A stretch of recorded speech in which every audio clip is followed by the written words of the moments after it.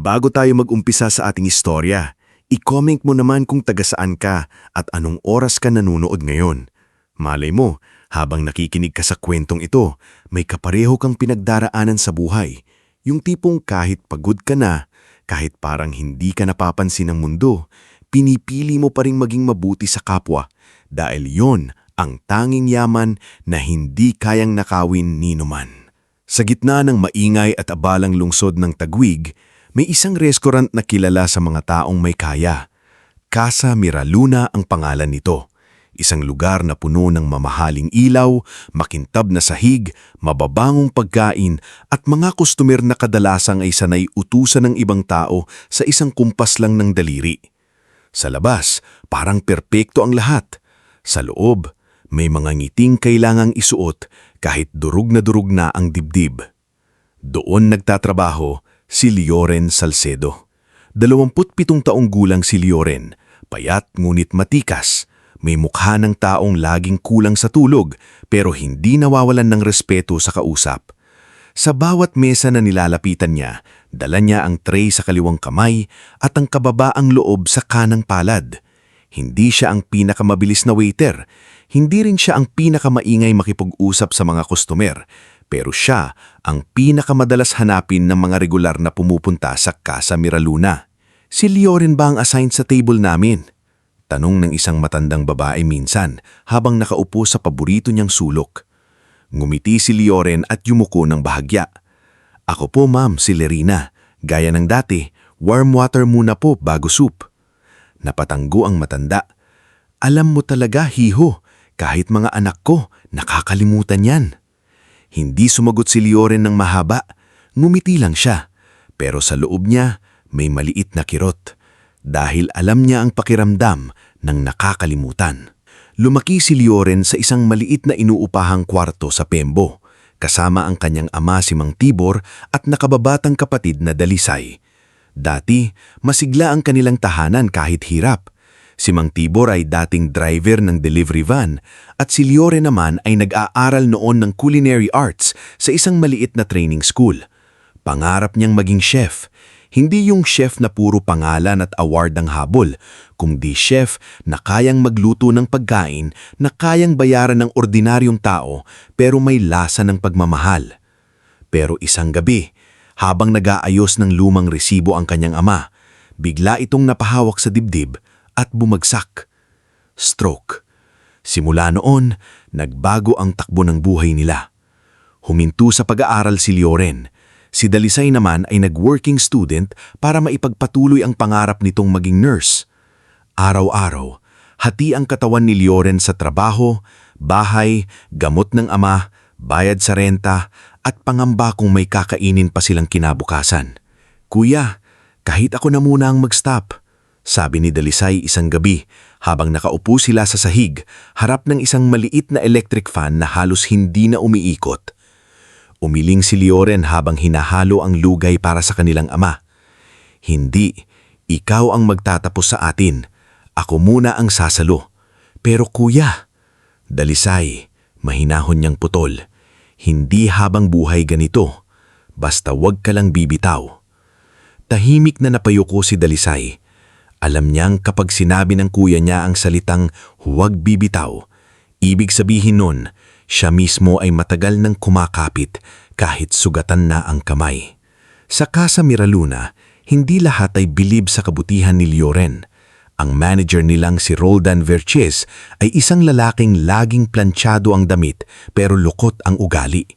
Para kay Roldan, ang bawat empleyado ay hindi tao, kundi bahagi lang ng dekorasyon ng restaurant. Kapag ngumiti sa tamang oras, pasado. Kapag nagkamali, palitan. Lioren! Sigaw na inang isang hapon mula sa reception area. Ilang beses ko bang sasabihin sa iyo na huwag kang masyadong nakikipagkwentuhan sa customer? Restaurant ito, hindi barangay counseling center. Napahinto si Lioren habang hawak ang pitchel ng tubig. Sir, tinutulungan ko lang po si Ma'am Celerina. Nahihilo raw po kasi siya, kaya tinawag ko yung anak niya. Hindi mo trabahong maging kamag-anak ng mga customer. Trabaho mong magsilbi. Ibang bagay iyon. Narinig yon ni Neric Abalos, isa ring waiter na kasabay ni Lioren sa shift. Lumapit siya nang makaalis si Roldan. "Pre, hayaan mo na," bulhong ni Neric. "Alam mo naman si Sir Roldan, allergic sa malasakit." Napangiti ng mahagya si Lioren. Kung allergic siya sa malasakit, sana may gamot. Napatawa si Neric pero mabilis din tumahimik nang makita si Mirelia Tangko na palapit. Si Mirelia ang assistant manager. Maganda manit, mabilis magsalita at mahusay magpanggap na mabait kapag may customer. Pero sa mga staff, kilala siya sa matatalim na tingin at mga komentong parang kutsilyong maliit pero malalim ang hiwa. "Lioren," sabi niya habang nakapamewang, "may nag-request na naman sa'yo sa table 7. Ano ba yan? Akala mo celebrity waiter ka na." "Hindi naman po, Ma'am Mirela," sagot ni Lioren. "Siguraduhin mong hindi ka nag-iinarte dyan. Hindi porke marunong kang ngumiti, aangat ka na rito." Walang isinagot si Lioren. Sanay na siya. Ang masakit lang, minsan naiisip niya, bakit may mga taong takot na takot maakita ng kapwang minamahal ng iba? Dumaan ang mga linggo sa ganoong takbo. Umaga, gigising si Lioren bago sumikat ang araw para painumin ng gamot ang ama. Sasakay sa jeep, papasok sa restaurant, ngingiti kahit pagod, uuwi ng gabing-gabi at uulitin muli kinabukasan. Sa bawat sahod, halos walang natitira sa kanya. Pero may isang maliit na notebook siyang itinatago sa ilalim ng unan. Doon niya isinusulat ang mga simpleng recipe at pangalan ng pangarap niyang kainan. Mesa ng bukas. Sa unang pahina, may nakasulat, "Isang araw, magluluto ako para sa mga taong hindi laging napipili." Isang hapon, habang umaambon sa labas at kumikintab ang bintana ng Casa Miraluna, may dumating na batang lalaki na naging simula ng pagbabagong hindi pa naiintindihan ni Lioren.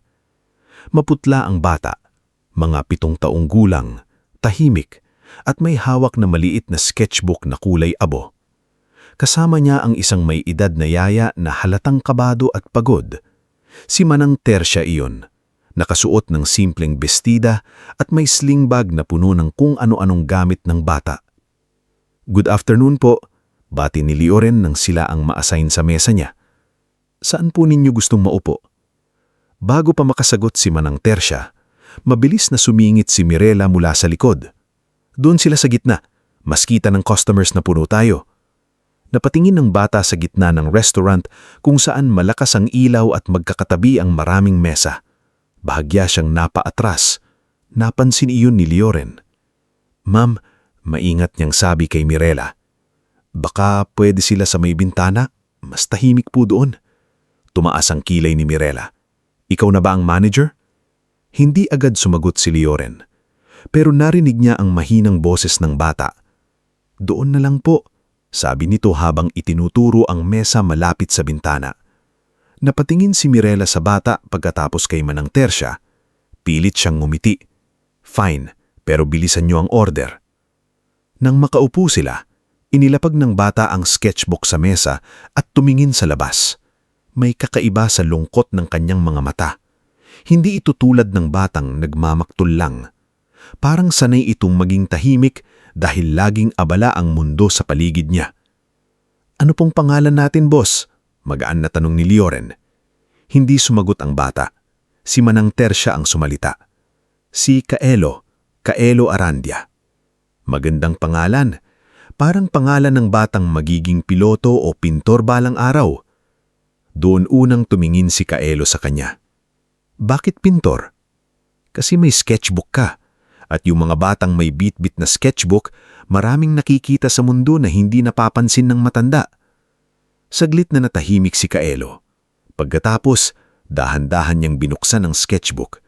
May mga drawing ng eroplano, tulay, bintana, at isang babaeng laging nakatalikod habang may hawak na cellphone. "Si Mama," mahinang sabi ni Kaelo. Ngumiti si Manang Tercia, pero may lungkot iyon. Busy lang ang mami niya. May meeting malapit dito. Hindi alam ni Lioren na ang tinutukoy nilang ina ay si Serafina Arandia Velmont, isang bilyonaryang single mom na may-ari ng malaking logistics company, ilang hotels at food investments sa bansa. Sa mata ni Leoren, hindi anak ng mayaman si Kaelo. Isa lang siyang batang mukhang pagod, mukhang gutom, at mukhang matagal nang naghihintay na may makinig sa kanya. Ano pong bawal kay Kaelo? Tanong ni Leoren kay Manang Tercia. Napatingin ang yaya sa kanya, tila nagulat.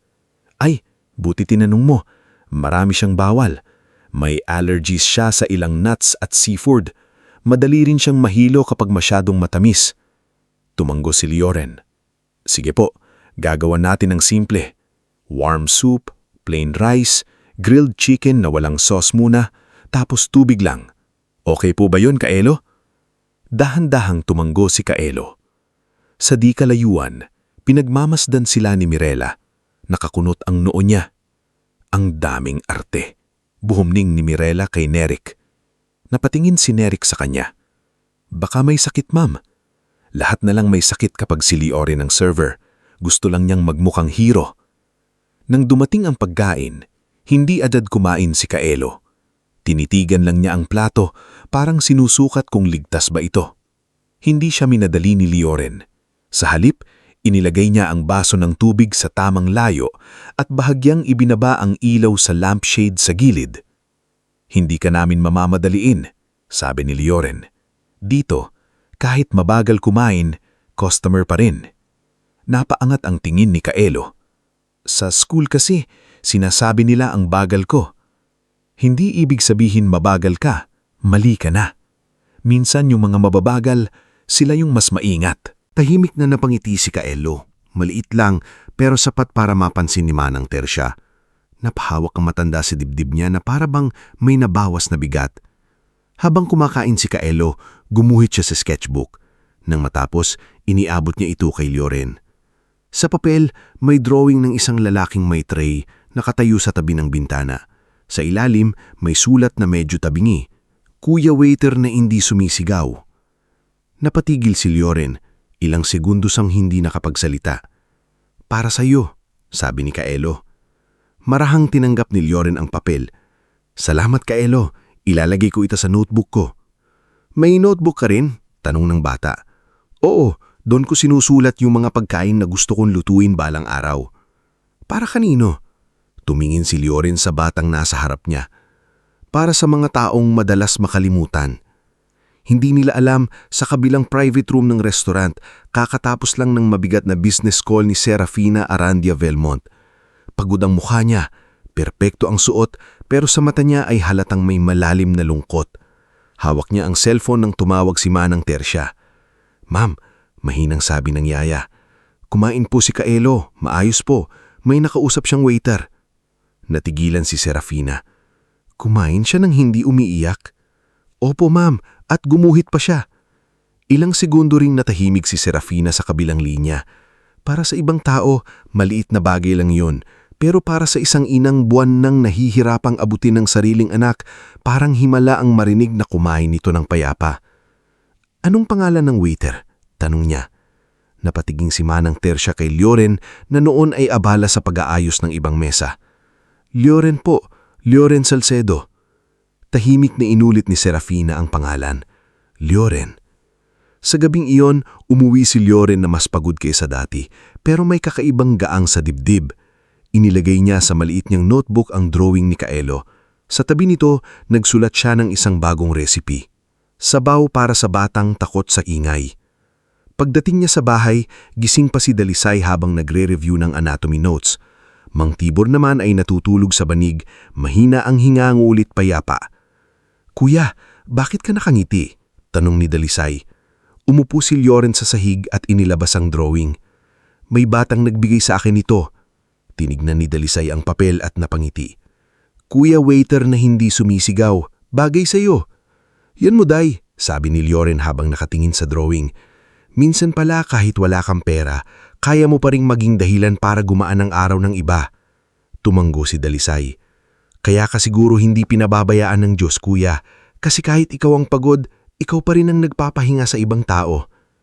Hindi sumagot si Leoren. Tumingin lang siya sa natutulog nilang ama. sa kapatid niyang lumalaban at sa drawing ng batang halos hindi niya kilala pero parang matagal nang naghahanap ng kakampi. Hindi niya alam na ang batang iyon pala ang anak ng isa sa pinakamakapangyarihang babae sa bansa. Hindi niya alam na ang simpleng malasakit na ipinakita niya sa isang hapon ng ulan ay magiging dahilan para magbago ang ikot ng buhay niya. At higit sa lahat, hindi niya alam na sa mga susunod na araw, ang parehong batang nagbigay sa kanya ng drawing ay malalagay sa panganib sa loob mismo ng Casa Miraluna at si Lioren sa isang desisyong hindi niya pagsisisihan ang unang tatakbo para iligtas siya kahit kapalit noon ang trabahong matagal niyang pinanghahawakan. Bago pa sumapit ang araw na magbabago ang buhay ni Lioren Salcedo, naging mas madalas muna ang pagdating ni Kaelo sa Casa Miraluna. Kung noon ay isang beses lang itong nakita ni Lioren sa isang maulang hapon, ngayon ay halos tuwing ikatlo o ikaapat na araw ay naandun na ang bata. Laging nakaupo sa mesa malapit sa bintana, laging may hawak na sketchbook at laging tahimik na nagmamasid sa mga taong dumadaan sa labas. Hindi agad napansin ng ibang staff ang pagbabago. Para sa kanila, isa lang si Kaelo sa maraming batang mayayaman na dinadala ng mga yaya sa restaurant habang abala ang mga magulang. Pero kay Lioren, may kakaiba sa bata. Hindi ito makulit, hindi reklamador, hindi sanay humiling ng malakas. Kapag may gusto ito, tititig lang ito ng matagal sa bagay na iyon hanggang may makapansin. At dahil si Lioren ay lumaki ring nasanay na manahimik kapag walang makikinig, mabilis niyang nabasa ang ganong klase ng katahimikan. Tuwing darating si Kaelo kasama si Manang Teresia, hindi na kailangang magtanong pa ng marami si Lioren. Warm water muna, tahimik na pwesto, walang matapangang sauce, walang nuts, walang seafood, hindi masyadong matamis, hindi rin dapat sobrang lamig ang inumin dahil madaling sumakit ang tiyan ng bata. Kuya Lioren, mahinang sabi ni Kaelo habang nakatingin sa sketchbook niya, bakit po yung ibang tao kapag tahimik ka, akala nila wala kang iniisip? Napahinto si Lioren sa paglalagay ng kubyertos. Napatingin siya sa bata. Kasi maraming tao ang sanay makinig lang sa malalakas magsalita. Pero kapag nagsalita naman ako, sinasabi nilang ang hina ko. Umupo si Lioren saglit sa bakanting silya sa tapat niya, pero maingat pa rin siyang tumingin sa paligid, baka makita ni Roldan. Hindi ibig sabihing mahina ang boses mo, mahina ka na. May mga taong tahimik kasi mas marami silang nararamdaman. Tumigil sa pagguhit si Kaelo. Ikaw po ba? Marami ka ring nararamdaman? Ngumiti ng kaunti si Lioren. Sobra. Pero kapag waiter ka, kailangan marunong kang itago minsan. Bakit? Kasi may mga taong kapag nakita nilang pagod ka, hindi ka tutulungan. Sasabihin lang nila, trabaho mo yan. Hindi na sumagot si Kaelo. Sa isip niya, kung awa man ang tawag nila sa simpleng pag-iingat sa bata, mas pipiliin na niyang maging maawain kaysa maging mahusay na walang puso. Dumating ang gabing pinaghahandaan ng buong Casa Miraluna. Private tasting event iyon para sa ilang investors, food bloggers at posibleng franchise partners. Maaga pa lang ay naglilinis na ang lahat. Pinakikintab ang mga baso, pinalitan ng bulaklak sa bawat mesa. Siniguro ni Roldan na walang dumi kahit sa gilid ng mga frame sa pader. Halos hindi na makahinga ang staff sa sunod-sunod na utos niya. Makinig kayong lahat, sabi ni Roldan habang nakatayo sa gitna ng kitchen corridor. Ngayong gabi, walang magkakamali. Ang event na ito ang magdadala sa Casa Miraluna sa mas malaking market. Kapag may pumalpak sa inyo, hindi ko kayo ililigtas. Tahimik ang lahat. Si Nerik ay nakayuko habang hawak ang listahan ng assigned tables. Si Yorin naman ay nakikinig ng mabuti kahit ramdam niya ang bigat sa dibdib. May kakaibang kaba siya nung araw na iyon, parang may parating na unos kahit malinaw ang panahon sa labas. Lioren, dagdag ni Roldan, ikaw sa main floor pero huwag kang gagawa ng eksena. Hindi ito charity ward, hindi ito barangay hall, fine dining ito. Opo sir, mahina ang sagot ni Lioren. Bandang 6:00 ng gabi, nagsimulang dumating ang mga bisita. May mga lalaking naka-Amerikana, may mga babaeng kumikislap ang alahas, at may mga taong mas unuuna pang pikturan ng kakain kaysa tikman ito. Naroon din si Avrina Ko, isang kilalang food blogger na matagal ng kaibigan ni Mirelia. Pagpasok pa lang nito, may hawak na agad itong cellphone at nagvi-video. Make sure maganda ang lighting ko ha, ayoko ng mukhang ordinaryong restaurant lang ito. Of course, nakangiting sagot ni Mirelia. Best table for you. Sa kabilang private room naman, ginaganap ang isang confidential dinner meeting. Doon naroon si Serafina Arrandia Vilmont, ang ina ni Kaelo. Hindi pa rin niya personal na nakikilala ito. Minsan lang niyang nakita mula sa malayo. Isang babaeng elegante, laging seryoso at parang laging may pasan na responsibilidad na higit sa sarili niyang katawan. Habang nagsisimula ang meeting sa private room, dumating naman si Kaelo sama ng manang Tersia. Pagod ang bata at mas maputla kaysa karaniwan. Niyakap nito ang sketchbook sa dibdib habang nakatingin sa dami ng tao. Agad silang nakita ni Loren. Manang Tersia, medyo maingay ngayon. Gusto po ba ninyong doon na lang muna sa pinakadulo, malapit sa bintana? Oo sana iho, sagot ng yaya. Hindi kasi magtatagal si Ma'am Serafina, tapos may gamot pa si Kaelo mamaya. Ngunit bago sila makalipat, dumating si Roldan. Hindi pwede sa bintana, reserved iyon para sa guests ni Ma'am Avrina. Sir, maingat na paliwanag ni Loren. Sensitive po sa ingay si Kaelo, baka mahirapan siya sa gitna. Tumingin si Roldan sa bata pagkatapos kay Loren. Customer ba sila? Opo. Then they sit where we assign them. Hindi tayo mag-a-adjust para sa bawat arte ng bata. Napayuko si Kaelo. Narinig niya iyon. Nanikip ang panga ni Loren pero pinigilan niya ang sarili. Sir, may allergies din po siya. Kailangan po maingat sa order. Then write it down properly. Ganun kasimple.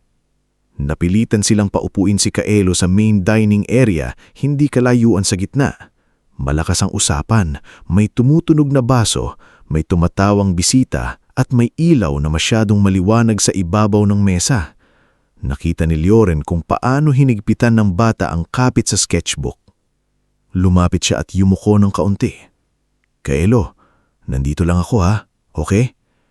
Mahinang tumanggo ang bata. Kinuha ni Loren ang order.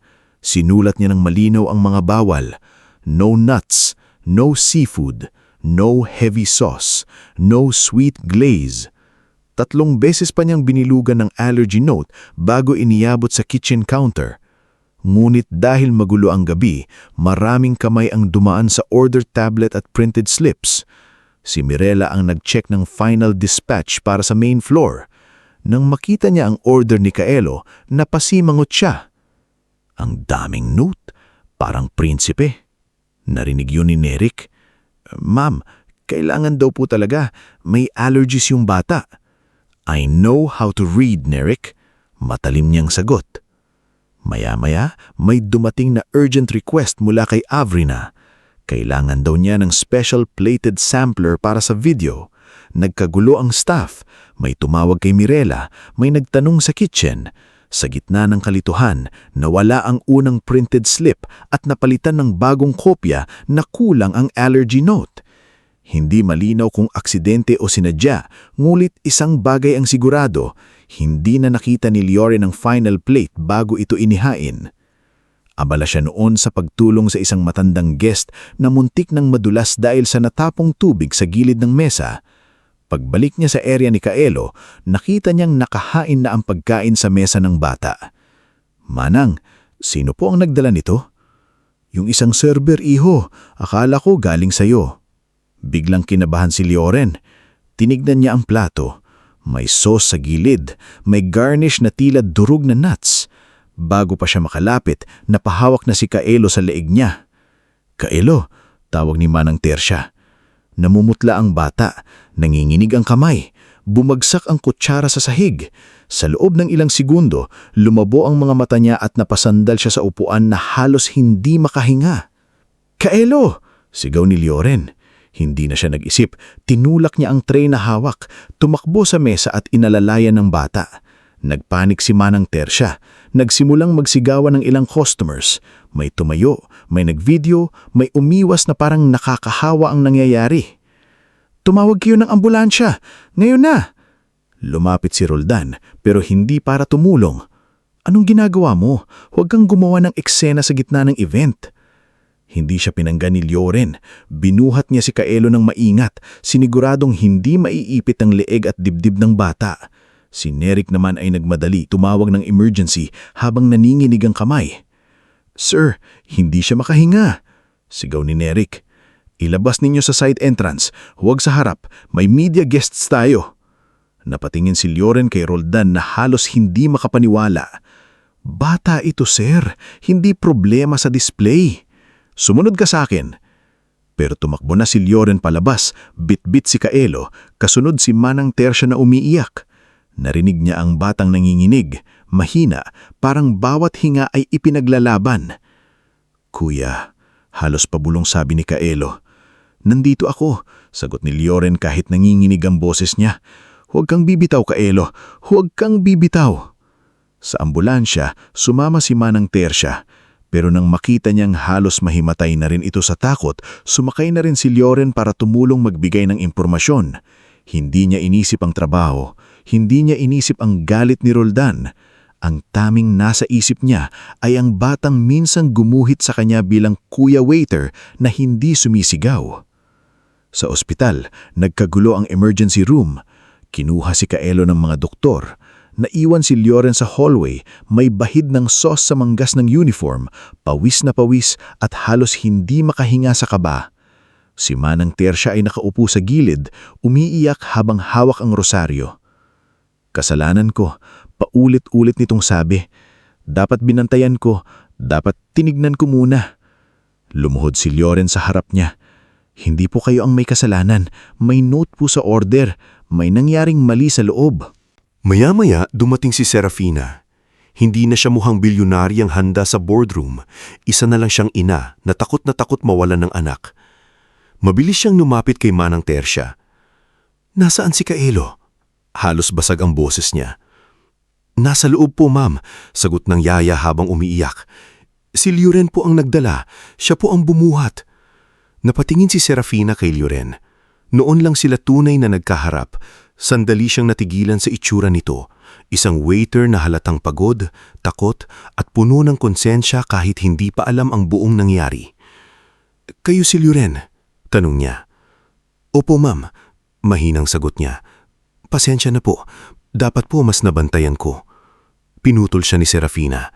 "Niligtas mo ba ang anak ko?" Hindi agad nakasagot si Lioren. "Ginawa ko lang po ang dapat gawin." Bago pa sila magkapag-usap ng mahaba, dumating ang tawag mula sa Casa Miraluna. Si Roldan iyon, pinababalik si Lioren kaagad. "Sir, nasa ospital pa po ako," sabi ni Lioren sa cellphone. "Bumalik ka rito ngayon din," malamig na utos ni Roldan. "At maghanda ka. Sinira mo ang event, sinira mo ang pangalan ng restaurant." "Sir, may batang muntik na mamatay." "Hindi mo trabaho ang maging bayani." Naputol ang tawag. Kinabukasan, kahit puyat at halos walang tulog, pumasok si Lioren sa Casa Miraluna. Umaasa siyang kakausapin siya ng maayos, aalamin ang nangyari at hahanapin ang totoong pagkakamali. Pero pagdating niya, iba ang bumungad sa kanya. Nasa staff room sina Roldan, Mirela, Nerik at ilang kitchen staff. May hawak na papel si Roldan. Si Mirela naman ay tahimik, mulit halatang handa na ang mukha sa pagsisinungaling. "Lioren Salcedo," sinumulan ni Roldan. "Dahil sa gross negligence, paglabag sa service protocol at pagdulot ng public disturbance during a private event, tinatanggal ka na sa Casa Miraluna effective immediately." Parang may malamig na tubig na ibinuhos sa likod ni Lioren. "Sir, hindi po ako ang naghain ng pagkain. May allergy note po yung order. Pwedeng tingnan ng kitchen record at CCTV." "Ang record na hawak namin, ikaw ang assigned server," sagot ni Roldan. "Assigned server po ako pero wala po ako nung inilabas ang plate. Tinulungan ko po yung matandang guest na nadulas." Tumingin siya kay Nerik. Alam niyang nakita nito ang ilang bahagi ng nangyari. Ngunit si Nerik ay nakayuko, nanginginig ang labi, walang masabi.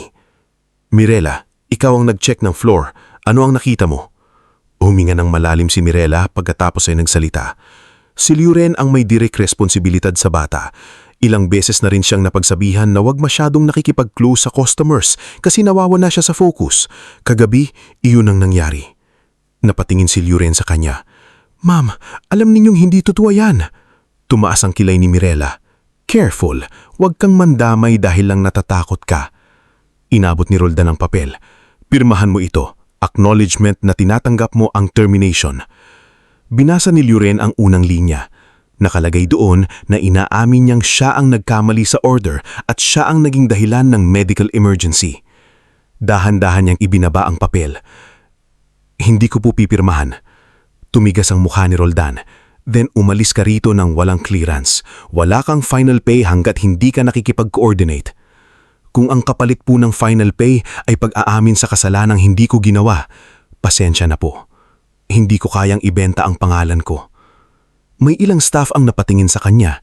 Si Nerik ay napapikit, halatang kinakain ng konsensya, pero walang nagsalita. Pinakuha kay Loren ang laman ng locker niya. Isang lumang jacket, isang maliit na bimbo, ballpen at notebook. Nang buksan niya ang notebook para isingit ang ID lace na pinabalik sa kanya, nakita niya ang drawing ni Kaelo. Kuya waiter na hindi sumisigaw. Nakumyum ang kamay niya. Hindi siya umiyak. Hindi sa harap nila. Habang palabas siya ng restaurant, narinig niya ang bulong-bulong ng ibang staff. May naaawa, may takot, may naniniwalang siya ang may kasalanan, may ayaw makialam. Sa labas, mainit ang araw pero pakiramdam niya ay umuulan sa loob ng dibdib niya. Bago siya tuluyang makalayo, tumunog ang cellphone niya. Numero ni Manang Tersia. Sinagot agad niya. Hello po? Mahina ang boses ng yaya. Hiho, gising na si Kaelo. Hinahanap ka. Napahinto siya sa sidewalk. Kamusta po siya? Ligtas na siya pero mahina pa. May sandaling katahimikan pagkatapos ay narinig niya ang maliit at paos na tinig ng bata. Kuya Loren. Napalunok siya. Kaelo, nandito ako. Salamat po kasi hindi mo ako iniwan. Napatingala si Loren para pigilan ng luha. Sa likod niya, mula sa glass door ng Casa Miraluna, nakatanaw sina Roldan at Mirela. Hindi nila narinig ang buong usapan pero nakita nila ang mukha ni Loren habang hawak ang cellphone. Maya-maya, lumabas si Manang Tersia mula sa ospital at nagpatuloy magsalita. Hiho, gustong malaman ni Ma'am Serafina kung nasaan ka. Hindi niya papalampasin ang nangyari. Anak siya ni Kaelo. Anak siya ni Serafina Aranja Belmont. Para sa unang pagkakataon, ng laki ng mata ni Loren. Sa loob naman ng restaurant, may dumating na tawag sa office ni Roldan. Galing iyon sa corporate contact ng isa sa mga investors. Doon nila nalaman ang batang nag-collapse kagabi ay hindi ordinaryong customer. Anak ito ng bilyonaryang single mom na konektado sa ilan sa pinakamalalaking investment deals ng Casa Miraluna. Namuti ang mukha ni Roldan. Si Mirela ay napahawak sa mesa. At si Loren habang nakatayo sa gilid ng kalsada dala ang lumang bag at sugatang dangal, ay hindi pa alam na ang pagkawala ng trabaho niya ay hindi katapusan ng lahat. Ito pala ang simula ng pagbubukas ng katotohanan na matagal nang tinatakpan ng mga taong sanay manakit ng maliliit. Bago tayo magpatuloy sa ating istorya, i-comment mo naman kung taga saan ka at anong oras ka nanonood ngayon. Minsan kasi, habang pinapakinggan natin ang buhay ng ibang tao, doon natin nararamdaman na hindi pala tayo nag-iisa sa laban. May mga taong nadadapa rin, nawawalan din, napagbibintangan din. Pero hindi ibig sabihin nun ay tapos na ang kwento nila. Minsan, ang pinakamasakit na pagkawala ang siya palang simula ng pagbubukas ng pintong hindi mo akalaing para sa'yo. Nakatayo si Loren Salcedo sa gilid ng kalsada. Hawak ang lumang bag. Suot pa rin ang puting polo ng Casa Miraluna, na ngayon ay parang mas mabigat pa kaysa bakal. Ilang minuto na ang lumipas mula nang tuluyan siyang pinalaya sa restaurant na ilang taon niyang pinagsilbihan. Sa likod niya, naroon pa rin ang makintab na salamin ng Casa Miraluna.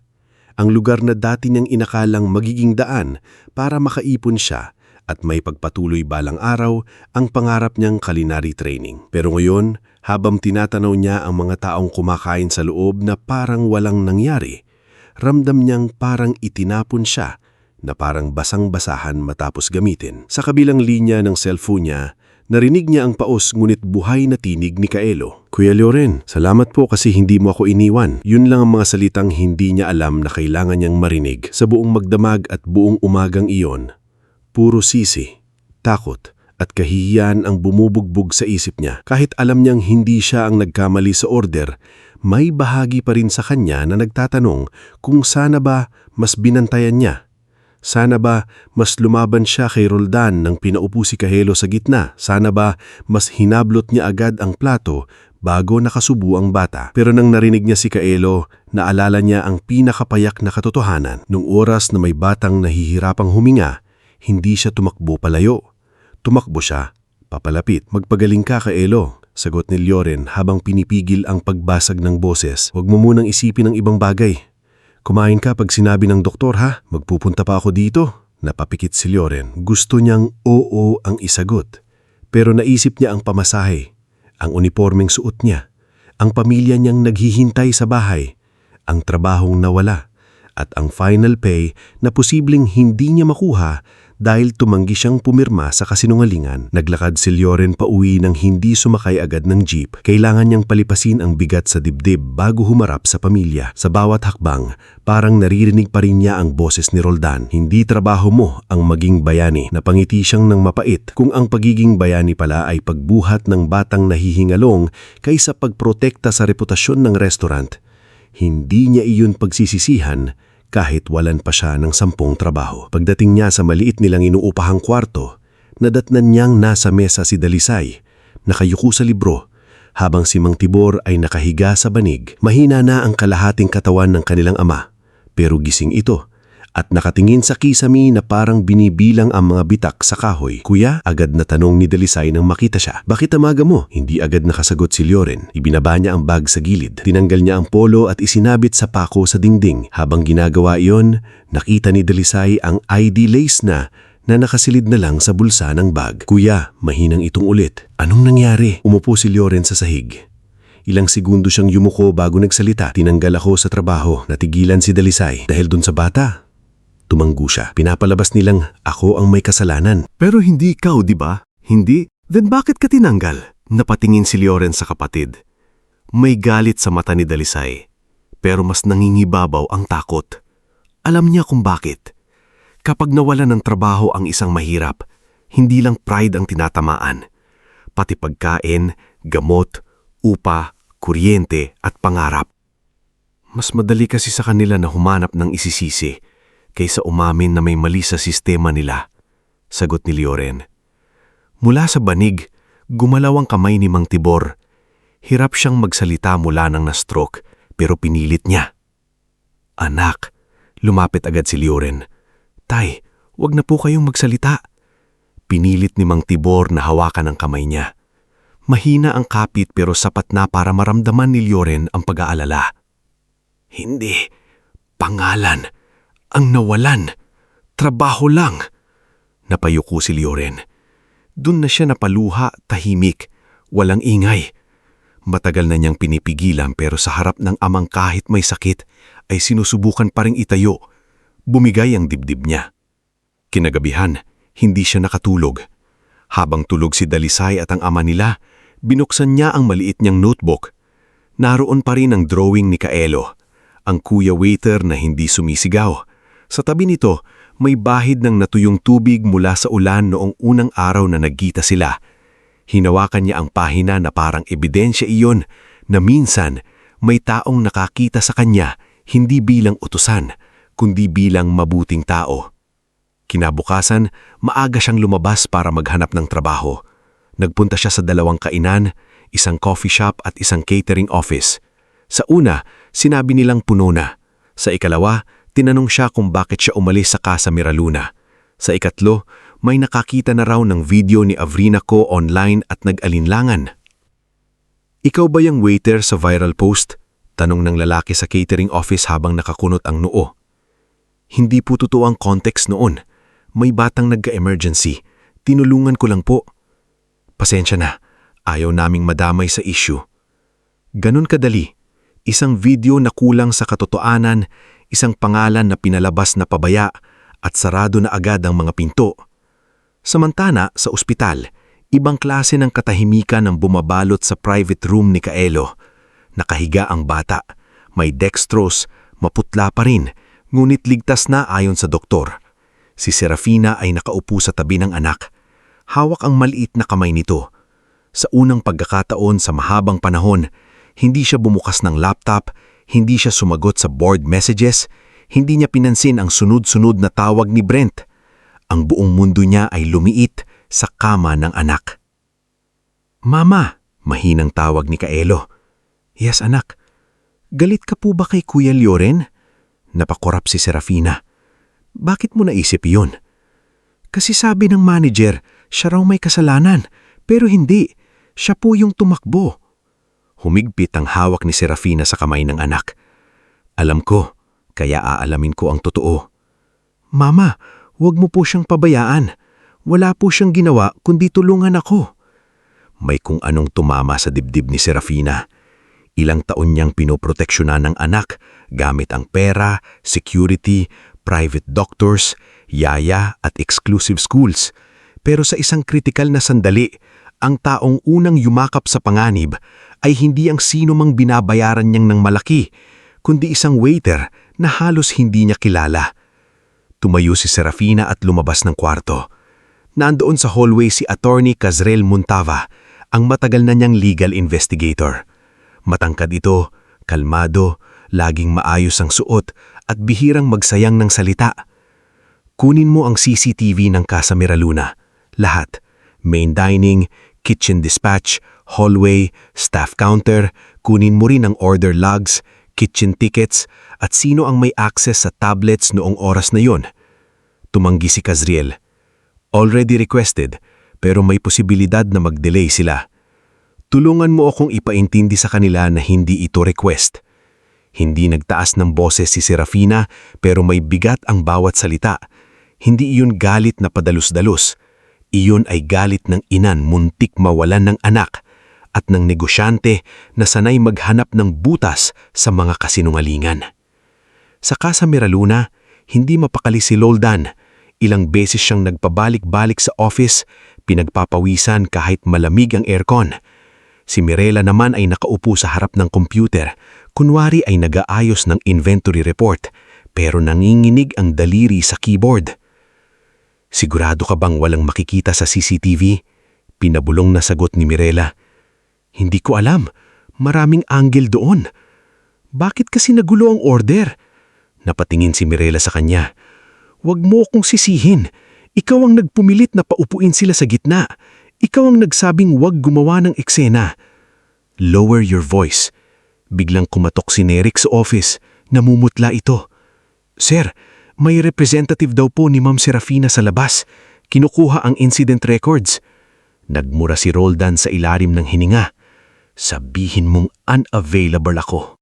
Sir, abogado po yata. Nagkatinginan sina Roldan at Mirela. Sa sandaling iyon, ramdam nilang ang bagay na akala nila ay kaya nilang ibaon sa termination paper ni Lioren ay nagsisimula ng lumaki. Ilang araw ang lumipas. Habang abala si Serafina sa investigasyon, si Lioren naman ay nakahanap ng pansamantalang trabaho sa maliit na karinderya ni Aling Oria Mandigal. Nasa gilid iyon ng isang eskinita malapit sa sakayan ng jeep. Hindi makintab ang sahig doon, walang chandelier, walang mamahaling plato, pero may amoy ng tunay na pagkain. Sinabawang gulay, ginisang munggo, pritong isda, at kape na pinakuluan sa lumang takure. Hindi kita mababayaran ng malaki, sabi ni Aling Oria noong unang araw niya. Pero kung hindi ka maarte sa hugas plato at paghiwa ng gulay, may trabaho ka rito. Hindi po ako maarte, sagot ni Lioren. Tinapunan siya ng matanda ng matalim na tingin. At huwag kang magdadala rito ng lungkot na parang ulap. Marami ng gutom dito, huwag mo nang dagdagan ng mabigat na muka. Sa unang pagkakataon matapos ang insidente, napangiti si Lioren. Opo, Aling Oria.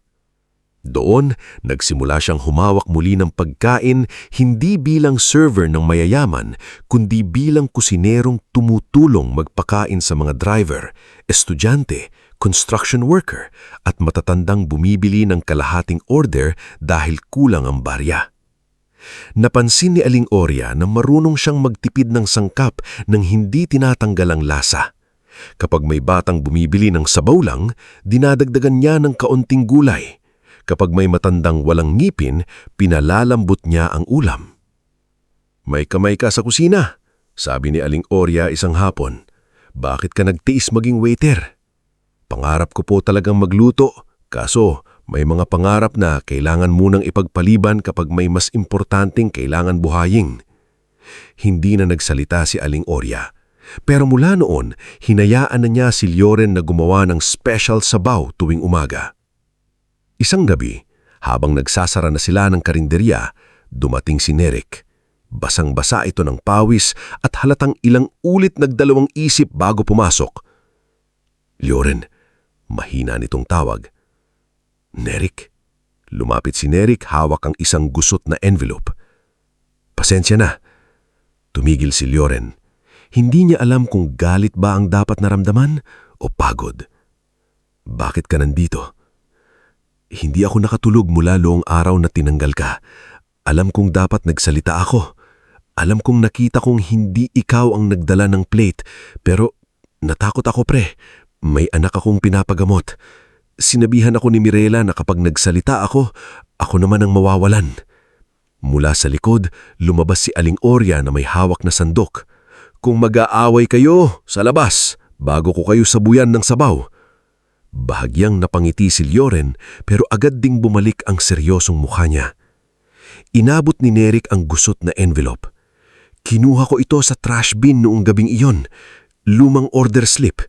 May allergy note dito, buo, may initials mo. Pero yung final slip na ginamit nila sa report, wala na yung note. Dahan-dahan niyang kinuha ni Lioren ang papel. Nang nakita niya ang bilog niyang sulat sa allergy note, parang may bumalik na hangin sa baga niya. Hindi siya baliw, hindi niya inimbento, may patunay. Bakit mo ngayon lang dinala? Tanong niya. Napayuko si Nerik. Kasi duwag ako. Matagal na tinitigan ni Lioren ang dating kasamahan. Sa loob niya may galit, may sakit, pero alam niya rin ang itsura ng taong natatakot mawalan ng hanap buhay. Ilang beses na rin siyang naging ganon. Hindi mabubura ng papel na ito yung pananahimik mo, pero makakatulong ito para lumabas ang totoo. Tumaggo si Nerik habang namumula ang mata. Handa na akong magsalita kahit tanggalin nila ako. Kinabukasan, nakarating ang ebidensya kay Attorney Kazril. Kasabay nito nakuha rin niya ang ilang CCTV clips. Sa isang angle, malinaw na nasa kabilang bahagi ng dining area si Lioren noong lumabas ang plate para kay Kaelo. Sa isa pang angle, nakita si Mirela na hawak ang order tablet habang nagmamadali sa dispatch counter. Hindi pa sapat para patunayang sinadya niya, pero sapat na para wasakin ng kasinungalingang si Lioren ang direktang naghain ng maling pagkain. Mas malalim pa ang nahukutay ni Kazril. Pagtingin sa access logs, lumabas na may binago sa order entry 3 minuto bago lumabas ang pagkain. Ang account na ginamit ay Assistant Manager Access, account ni Mirela.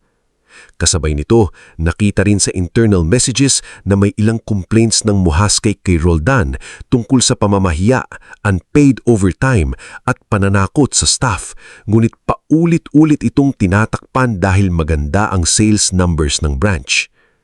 Habang lumalabas ang ebidensya, nagpanik si Brent Malari. Sa board meeting, ginamit niya ang insidente para palabasing emosyonal at pabaya si Serafina. Your son's medical emergency has now become a corporate distraction. Maybe you should step back from the food investment division until this settles. Tahimik na tumingin si Serafina sa kanya. Interesting. Anak ko ang muntik mamatay pero ang inaalala mo ay division control. Nagkibit balikat si Brent. I'm protecting the company. No, sagot ni Serafina. You're protecting an opportunity. Hindi alam ni Brent na habang nagsasalita siya, iniimbestigahan na rin ni Kazriel ang ilang kahina-hinalang fund transfers sa supplier network na konektado sa food division.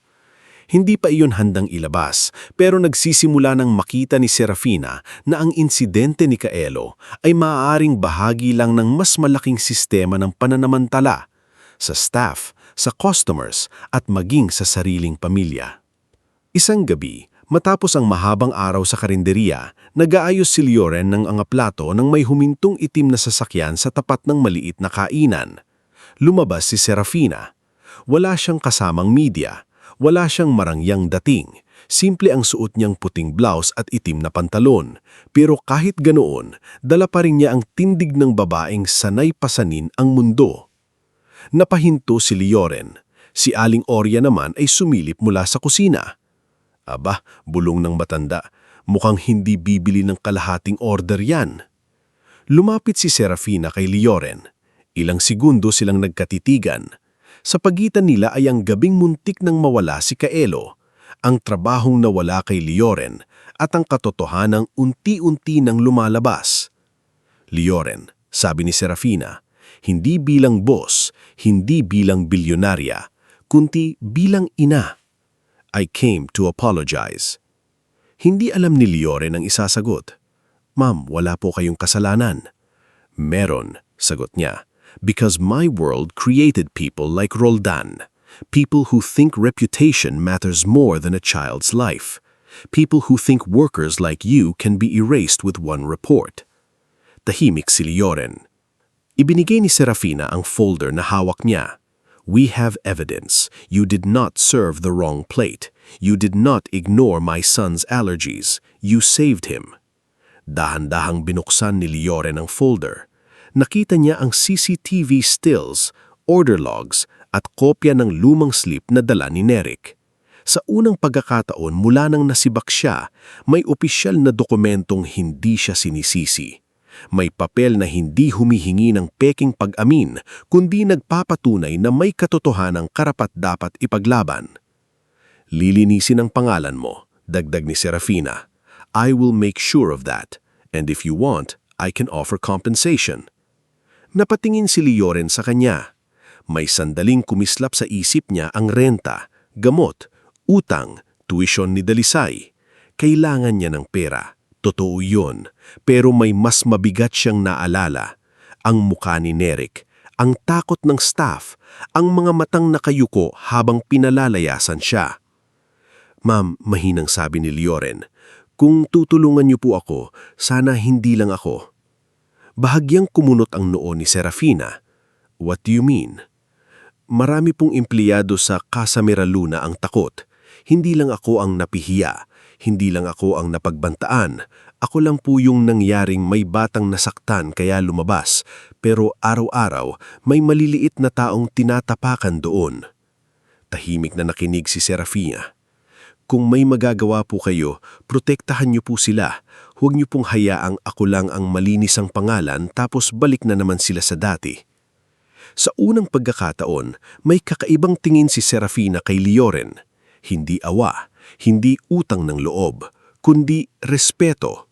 Dahil sa harap lang taong kayang bigyan siya ng pera, trabaho at hustisya, hindi niya inuna ang sarili niya. Inuna niya ang mga taong iniwan sa loob ng sistemang muntik nang durugin siya. Mula sa kusina, tahimik na napangiti si Aling Oria. Ay, itong batang ito, kahit siya na ang gutom, ibang tao pa rin ang iniisip. Huminga ng malalim si Serafina. Then let's do both. We'll clear your name, we'll investigate the restaurant, and I want to offer you something else. Ano po iyon? A project, sagot niya. My son's case opened my eyes. There are many children with allergies, illnesses, and special dietary needs whose families don't know where to get safe food. I have resources. You have something my people often lack. Formal training po ba? Tanong ni Leoren na may bahagyang pait. Umiling si Serafina. Care. Napatahimik si Leoren. I want you to help build a food welfare project, not as a waiter, not as someone people can order around, as someone who understands what food means when a life depends on it. Hindi agad sumagot si Leoren. Sa isip niya, bumalik ang pangalan sa unang pahina ng kanyang notebook, Mesa ng Bukas, isang pangarap na akala niya matagal nang nakalibing sa ilalim ng bayarin, pagod at responsibilidad. Ngayon, hindi pa man buo, parang may maliit na ilaw na muling sumindi. Hindi po ako mayaman, hindi rin po ako nakapagtapos. Then we'll surround you with people who can help with what you don't have. Sagot ni Serafina. But what you already have, Leoren, cannot be taught easily. Sa gabing yon, hindi pa tuluyang nagbago ang buhay ni Lioren. Wala pang malaking opisina, wala pang programa, wala pang tagumpay. Umuwi pa rin siya sa maliit nilang kwarto, bitbit ang pagod at folder ng ebidensya. Pero sa unang pagkakataon matapos siyang sibakin, hindi na siya umuwi na parang talunan. Pagpasok niya, gising pa si Dalisay. "Kuya," tanong nito, "ano yan?" Inilapag ni Lioren ang folder sa mesa. Patunay na hindi ako ang may kasalanan. Napatakip ng bibig si Dalisay. "Kuya!" At may inalok si Ma'am Serafina.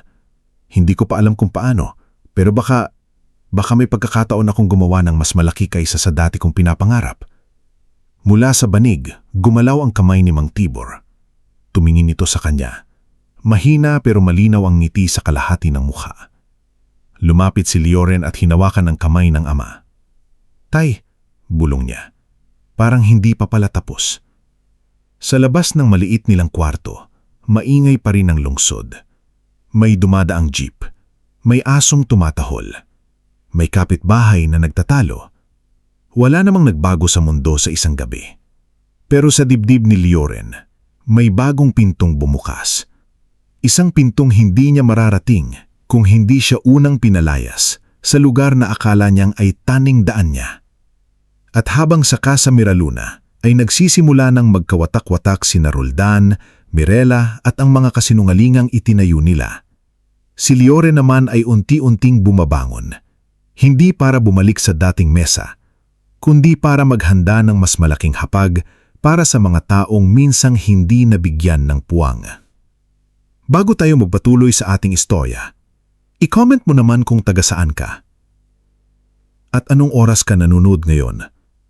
Minsan, habang nakikinig tayo sa kwento ng isang taong nawalan, doon natin nakikita na hindi pala lahat ng pagkawala ay kapahamakan.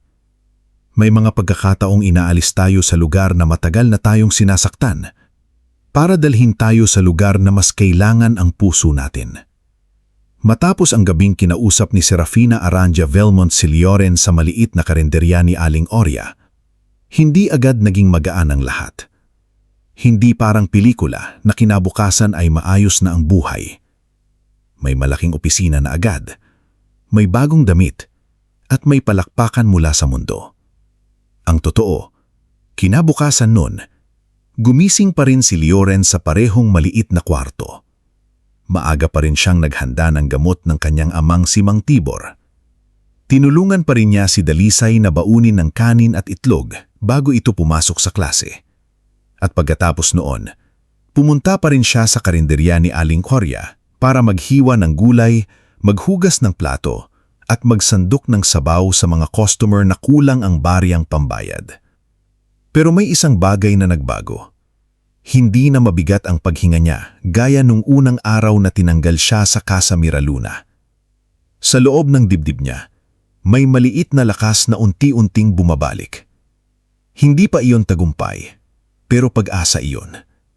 At kung matagal kang nilunod ng takot, sapat na ang kapirasong pag-asa para matutong lumoyong muli. Sa mga sumunod na linggo, naging abala ang investigasyon ni Serafina at Attorney Kazriel Montava. Isa-isang lumabas ang mga ebidensya. Nakuha ang CCTV mula sa kitchen dispatch, dining floor at staff corridor. Nakita sa video na wala si Lioren sa mesa ni Kylo nang ihahin ang pagkain na may bawal na sangkap. Nakita ring si Mirela Tangco ang huling may hawak ng order tablet bago lumabas ang plate. Lumabas sa access logs na ang assistant manager account ang ginamit para baguhin ang order entry 3 minuto bago naihanda ang pagkain. Hindi agad umamin si Mirela. Nung una, ipinilit niyang system error iyon. Sumunod, sinabi niyang may ibang gumamit ng account niya. Pero nang ipakita sa kanya ni Attorney Kazriel ang CCTV kung saan malinaw na hawak niya ang tablet sa mismong oras ng pagbabago, doon nagsimulang gumuho ang kanyang tapang. "Hindi ko sinadya," imiiyak niyang sinabi sa conference room ng corporate office. "Maraming order. Pinipilit ni Sir Roldan na bilisan ang service. Hindi ko napansin." Tahimik na nakaupo si Serafina sa dulo ng mesa. Hindi siya sumigaw. Hindi niya kailangan. Minsan, mas nakakatakot ang taong hindi nagtataas ng boses kasi ramdam mong buo ang desisyon niya. Isang bata ang muntik mamatay, sabi ni Serafina. At pagkatapos nun, pumayag kang isisi ito sa taong nagligtas sa kanya. Hindi na nakasagot si Mirela. Si Roldan naman ay mas matigas ang ulo. Sunubukan pa niyang palabasin si Leoren ay may history of disobedience. Naglabas siya ng mga memo na puro maliliit na pagkakamali. Late ng ilang minuto. Sobrang tagal makipag-usap sa customer. Pagbabago ng table arrangement. Pero nang hanapan siya ng proof of formal warning at staff welfare documentation, wala siyang mailabas kundi mga salitang palaging gamit ng mga taong abusibo. Para sa standard. Para sa negosyo, para sa image. Sa huli, natanggal sina Roldan at Mirela sa Casa Miraluna. Naglabas ng opisyal na statement ang bagong management na nililinaw na hindi si Leoren ang sanhi ng medical emergency ni Kaelo. Inalok din si Leoren na bumalik sa trabaho kasama ang public apology at compensation. Nang mabasa ni Dalisay ang sulat, halos mapatalon siya sa tuwa. "Kuya, ibig sabihin pwede ka nang bumalik. May trabaho ka na ulit." Ngunit tahimik lang si Leoren habang nakatingin sa papel. "Kuya?" tanong ni Dalisay. "Hindi ako babalik," mahinang niyang sabi. Nagulat ang kapatid niya. "Pero bakit? Diyan ka nagsimula. Diyan ka kilala." "Diyan din ako muntik durugin," sagot ni Leoren. "At kung babalik ako roon dahil lang nilinis nila ang pangalan ko, parang sinasabi kong sapat na ang apology para maayos ang lahat. Pero hindi na yun ang gusto kong gawin, Day." Tumingin siya sa notebook niyang nakapatong sa mesa. Naroon ang drawing ni Kaelo, ang pangalan ng pangarap niyang kainan at ang bagong pahina na may sulat na Kalinga Plate Initiative. "Iba na ang kailangan kong subukan, Day. Nakakatakot pero parang dito ako dapat pumunta." Hindi man lubos na naintindihan ni Dalisay noong una, niyakap niya ang kuya niya. "Kung saan ka pupunta, kuya? Nandito lang kami." Doon nagsimula ang pagbuo ng Kalinga Plate Initiative, hindi bilang ingranding proyekto sa simula, kundi bilang maliit na pilot program na nagsimula sa isang community hall na hiniram nila sa barangay. Si Serafina ang nagbigay ng pondo at koneksyon. Si Attorney Cazrel ang nag-ayos ng legal at safety protocols. Si Aling Oria ang naging mentor sa kusina. Si Dalisay, kahit estudyante pa lang, tumulong sa basic health forms at monitoring table. At si Leoren, ang dating waiter na pinahiya sa harap ng staff, ang tumayo bilang puso ng programa.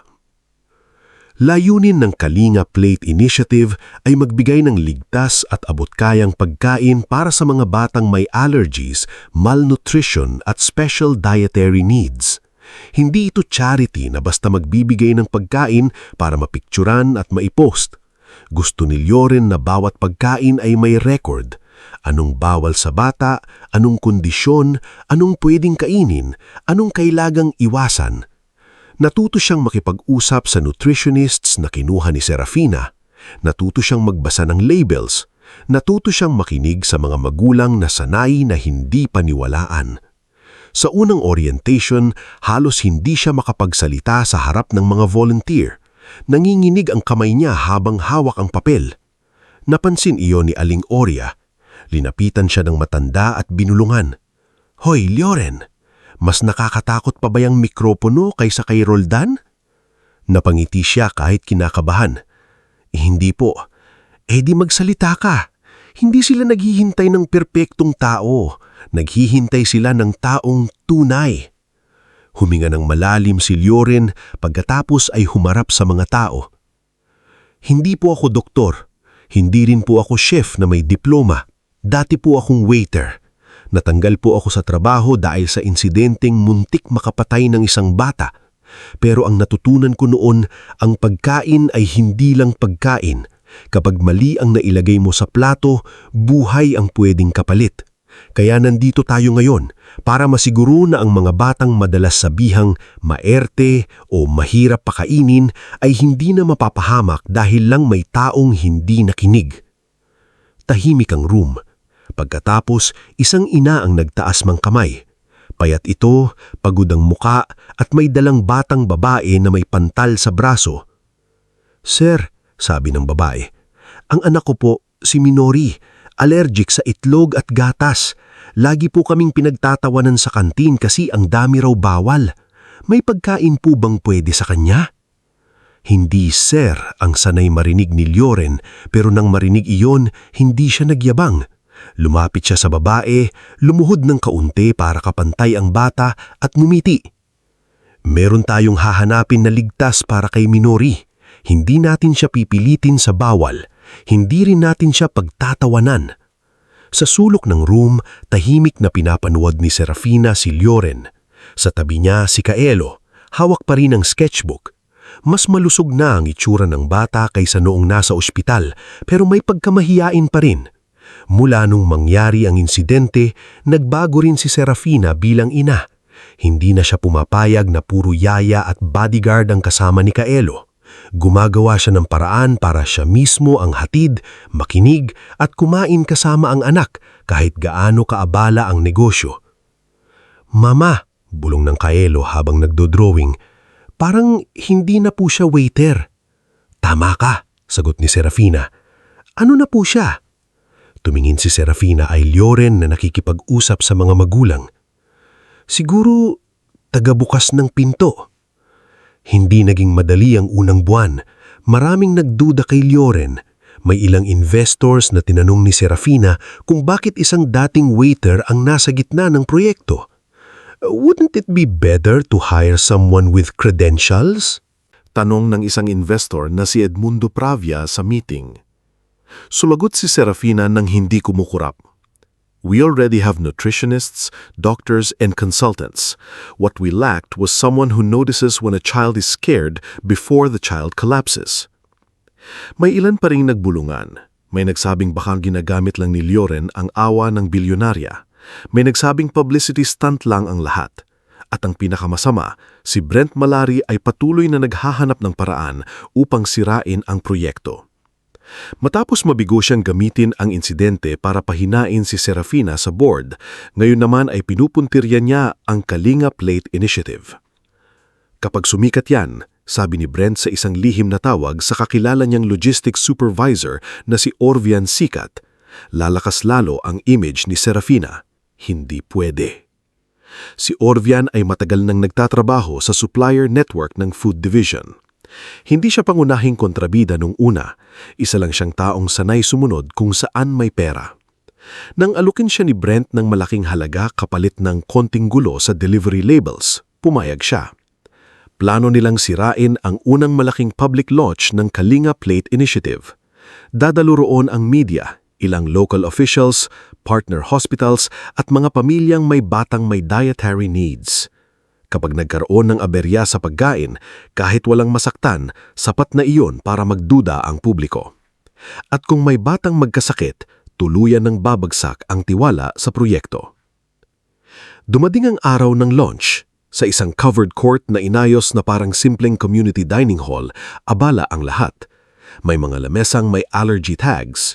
May colored stickers para sa bawal sa nuts, dairy, seafood, eggs at gluten. May separate preparation station para maiwasan ang contamination. Si Dalisay ay nasa registration area kasama ang ilang nursing volunteers.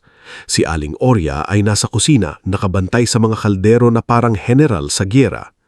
Walang lalabas na plato hanggat hindi dumadaan sa double check, utos niya. Kapag may nagmamadali, pakainin niyo ng hilaw na sibuyas para tumigil. Natawa ang mga volunteer pero alam nilang seryoso siya. Si Lioren naman ay paikot-ikot, chinecheck ang listahan, ramdam niya ang kaba, pero iba na ang kaba ngayon, hindi na ito takot na mapahiya, takot ito na may batang mapahamak. At dahil doon, mas naging maingat siya. Habang inaayos ni Dalisay ang isang kahon ng ingredients, napansin niya ang kakaibang batch code sa label ng isang delivery box. Sa inventory sheet, dapat ay hypoallergenic flour substitute iyon mula sa verified supplier. Pero ang sticker sa gilid ng kahon ay parang bagong dikit at may lumang label na bahagyang nakasilip sa ilalim. "Kuya," tawag niya agad. Lumapit si Lioren. "Bakit?" "Iba ang batch code nito, hindi tugma sa listahan." Tinawag nila si Aling Oria, tinanggal ng matanda ang salamin niya, tinignan ang kahon at kumunot ang noo. May nagpalit ng label. Biglang bumigat ang paligid. Nasa labas na ang media, nagsisimula nang dumating ang guests, may ilang batang gutom na naghihintay. 1 oras na lang bago ang serving. Lumapit si Serafina. "What happened?" Ipinaliwanag ni Lioren ang nakita. Sa sandaling iyon, pwede niyang piliing itago muna. Pwede niyang sabihing maliit na issue lang at gamitin ang ibang boxes. Pwede niyang ituloy ang program para hindi mapahiya. Pero naalala niya ang gabi sa Casa Miraluna.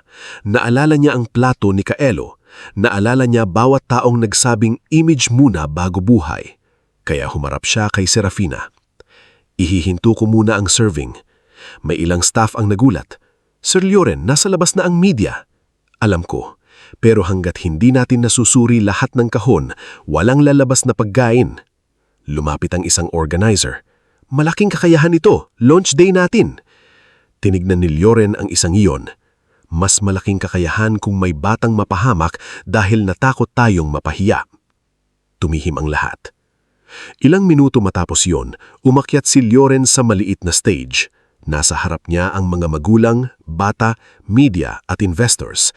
Nanginginig pa rin ang kamay niya pero hindi na siya umatras. "Pasensya na po," simula niya. "Maaantala ang serving natin. Nakita naming may irregularity sa ilang delivery labels at hindi kami maglalabas ng kahit isang plato hanggat hindi namin natitiyak na ligtas ang bawat pagkain." May bulong-bulong agad.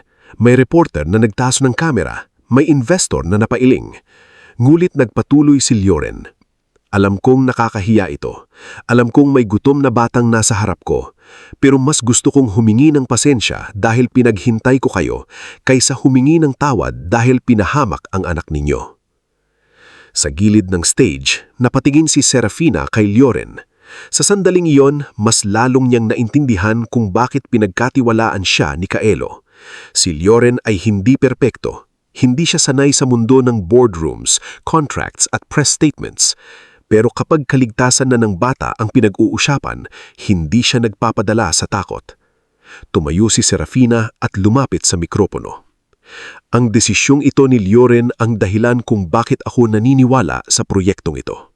Sabi niya sa harap ng lahat, "Trust is not built by pretending everything is perfect. Trust is built when people choose safety, even when it costs them applause." Kasabay ng pagsusuri, hiningi ni Ate Kazriel ang footage mula sa storage area. Doon nakita si Orvian Sikat na pumasok sa storage area madaling araw at pinalitan ang ilang labels. Nang harapin siya ng security at legal team, una siyang nag-deny. Pero nang makita niyang hawak na ni Kazriel ang video, bumigay siya. Si Brent Malari ang nag-utos. "Binayaran niya ako. Labels lang daw. Wala raw masasaktan." Nang marinig iyon ni Serafina, hindi siya sumigaw. Ngunit ang tahimik niyang galit ay mas mabigat kaysa anumang eskandalo. Agad ipinasa ni Ate Kazriel ang statement at evidence sa legal authorities. Ang dating lihim na paninira ni Brent ay nagsimulang maging kasong hindi na niya kayang takasan. Pagkalipas ng 2 oras na inspeksyon, napatunayang naharang nila ang lahat ng compromised boxes. Nakapagsimula ang serving bagamat huli sa schedule. Walang batang napahamak, walang maling pagkain ang lumabas, at imbis na masira ang tiwala ng mga tao, mas lalo silang naniwala. Lumapit kay Lioren ang inang may anak na si Minori. May luha sa mata nito. "Salamat po," sabi niya. "Sa ibang lugar, baka itinuloy na lang nila para hindi mapahiya." Tumingin si Lioren sa batang si Minori na ligtas na kumakain ng pagkain para sa kanya talaga. "Dito po, hindi kahihiyan ng mag-ingat." Sa huling bahagi ng event, may hindi inaasahang nangyari. Si Kaelo na dati ay halos hindi makapagsalita sa harap ng maraming tao, ay dahan-dahang umakyat sa stage. Hawak niya ang sketchbook at tumingin muna sa ina. Tumanggo si Serafina, pinapalakas ang loob. Lumapit si Kaelo sa microphone. Tahimik ang lahat. Dati po, mahinang sabi niya, nahimatay ako dahil may hindi nakinig sa bawal sa akin. Pero si Kuya Lioren po, nakinig siya. Ngayon po, kahit gutom kami, okay lang maghintay. Mas okay na maghintay kaysa may batang masaktan ulit. Ilang segundo ang lumipas bago nagpalakpakan ng mga tao. Hindi ito malakas na palakpak ng palabas. Ito ay palakpak na may kasamang luha, ginhawa at respeto. Nakatayo si Lioren sa gilid, hindi alam kung paano tatanggapin ng sandaling iyon. Naalala niya ang araw na pinalabas siya sa Casa Miraluna, dala ang lumang bag at sugatang pangalan. Ngayon, sa harap ng maraming taong dati sanang huhusga sa kanya, hindi na siya ang waiter na sinidak dahil sa kasinungalingan. Siya na ang taong pinakinggan dahil pinili niyang gawin ang tama kahit pwede siyang mapahiya. Nang matapos ang event, lumapit si Serafina sa kanya. Pagod siya pero may kakaibang gaan sa mukha. "You saved this project today," sabi niya. Imiling si Lioren. "Hindi po. Si Dalisay ang nakapansin, si Aling Oria ang nag-check, si Ate Kazril ang nakahuli. Kayo ang tumayo sa harap ng media. Marami po tayo." Ngumiti si Serafina. "That's why it worked." Sa di kalayuan, nakita ni Lioren si Kaelo na nakikipag-usap kay Minori at sa iba pang bata. Hindi ito malakas tumawa, pero hindi na rin ito nakatago sa gilib. May hawak siyang crayons at tinutulungan ng ibang bata gumawa ng drawings para idikit sa community wall. Sa unang pagkakataon, hindi na lang siya batang inaalagaan. Isa na rin siyang batang may naitutulong. Lumapit si Dalisay kay Lioren at marahang siniko siya. "Kuya, alam mo ba, kanina habang nagsasalita ka, parang hindi na ikaw yung umuwing luha nun nung natanggal ka." Napatingin si Lioren sa kanya. "Ano na ako?" Ngumiti si Dalisay. "Ikaw pa rin, pero mas buo." Sa gabing iyon, matapos maubos ang pagkain at malipit ang mga mesa, naiwan si Lioren sa gitna ng covered court. Hawak niya ang isang paper plate na may nakasulat mula sa isang bata, "Salamat po sa pagkain na hindi nakakatakot." Pinikit niya mga mata niya at huminga ng malalim. Ang dating pangarap niyang maliit na kainan ay hindi pa natutupad, pero may mas malaking hapag na nagsimulang mabuo sa harap niya. Isang hapag na hindi lang para sa may pambayad. Isang hapag para sa mga batang kailangang maramdaman na hindi sila pabigat dahil iba ang pangangailangan nila. Isang hapag para sa mga magulang na pagod ng ipaliwanag ang bawal sa anak nila. Isang hapag para sa mga manggagawang tulad niya noon na minsang pinatahimik ngulit natutong magsalita. Hindi pa tapos ang laban. Nariyan pa ang kaso laban kay Brent. Nariyan pa ang sugat ng dating kahihiyan. Nariyan pa ang pangarap na unti-unting hinuhubog ng panahon. Pero sa unang pagkakataon, malinaw na kay Lioren na hindi na siya bumabalik sa dating buhay. Umaandar ang panahon at habang umaandar ito, hindi na siya basta sumasabay lang para mabuhay. Ngayon, siya na mismo ang naghahanda ng daan para sa iba. Bago tayo magpatuloy sa huling bahagi ng ating istorya, i-comment mo naman kung taga saan ka at anong oras ka nanonood ngayon. Minsan, habang papalapit na sa dulo ang isang kwento, doon natin naiintindihan na ang tunay na wakas ay hindi lang tungkol sa paghihiging o pagkapanalo. Minsan, ang pinakamagandang katapusan ay yung makita mong ang taong dating dinurog ng mundo ay natutong tumayo, hindi para gumanti, kundi para maging ilaw sa mga taong minsan ding iniwan sa dilim. Mula sa gabing iyon sa covered court, kung saan pinili ni Lioren Salcedo na ihinto ang serving kaysa isugal ang kaligtasan ng mga bata, nagbago ang tingin ng maraming tao sa Kalinga Plate Initiative. Hindi na ito nakita bilang proyekto lang ng isang bilyonaryang single mom. Hindi na rin ito basta charity program na may magandang pangalan at magandang press release. Unti-unti, nakilala ito bilang isang lugar kung saan pinapakinggan ang mga batang matagal nang sinasabihang maarte, mahirap alagaan o pabigat dahil sa kanilang mga bawal kainin at kondisyon sa katawan. Pagkalipas ng ilang buwan, mas dumami ang pamilyang lumapit. May mga nanay na galing pa sa malalayong barangay, bit-bit ang medical records ng anak. May mga tatay na dating nahihiyang umamin na hindi nila alam kung paano pakakainin ang batang maraming allergy. May mga lola na umiiyak habang ipinapaliwanag kung bakit puro lugaw na lang ang kayang ipakain sa apo dahil takot silang magkamali ng ulam. Sa bawat kwento, nakikita ni Lioren ang dating sarili niya. Yung taong hindi naman tamad, hindi naman pabaya, pero kinapos lang sa kaalaman, pera at taong makikinig. Sir Lioren, sabi ng isang ama minsan habang hawak ang kamay ng anak na may asthma at food sensitivity, akala ko po dati kami lang ang nahihirapan. Akala ko po kasalanan ko na hindi ko alam ang tamang pagkain sa anak ko. Hindi agad sumagot si Lioren. Pinapik niya ang balikat ng lalaki. Hindi kasalanan ang hindi agad malaman. Ang importante, ngayon, magtutulungan tayo para matuto. Doon nagsimulang lumawak ang programa. Sa tulong ni Serafina Arandia Velmont, nakakuha sila ng partnership sa ilang maliliit na ospital, barangay health centers at schools. Si Attorney Kazriel Montava ang nag-ayos ng mga kasunduan para hindi maabuso ang pondo. Si Aling Uria Mandigal naman ang naging mukha ng kitchen training, matapang, maingay, pero may pusong ina sa bawat batang pinapakain niya. Hindi porket mura, walang sustansya, at hindi porket pang mahirap, pwede nang pabayaang luto. Tandaan nyo, kahit isang pinggan lang ang kaya nilang bayaran, buong buhay ang tiwala nilang inilalagay sa kamay ninyo. Si Dalisay, na noon ay nag-aaral pa lang ng nursing habang pinipilit pagkasyahin ang oras at pamasahe, nakapagtapos sa tulong ng scholarship na inoffer ni Serafina. Ngunit hindi niya itong tinanggap ng basta parang regalo. Nag-volunteer siya sa programa, nag-duty sa health monitoring table at tuwing weekend ay nagtuturo sa mga magulang kung paano magbasa ng food labels at sintomas ng allergic reaction.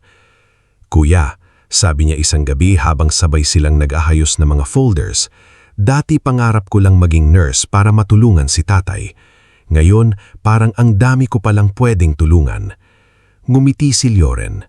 Sabi ko naman sa'yo, ikaw ang magtatapos sa atin. Hindi lang ako, kuya. Ikaw din, kuya. Iba lang ang diploma mo. Napatingin si Lioren sa kanya. Itinuro ni Dalisay ang mga batang kumakain sa kabilang mesa. Ayan, sila ang diploma mo. Lumipas ang panahon. Hindi bigla, hindi madali, pero tuloy-tuloy. Sa loob ng 3 taon, ang Kalinga Plate Initiative ay nagkaroon ng 5 community kitchens sa iba't ibang lungsod. Ang dating maliit na pilot program ay naging network ng ligtas at abot-kayang pagkain. May mga batang dating takot kumain sa labas na unti-unting natutong magtiwala. May mga magulang na dating laging pinapagalitan sa school canteen dahil ang daming bawal ng anak na ngayon ay may dalang printed meal guide mula sa programa. Si Kaelo naman, ang batang dating nakaupo lang sa bintana ng Casa Miraluna, ay nagbago rin sa paglipas ng mga taon.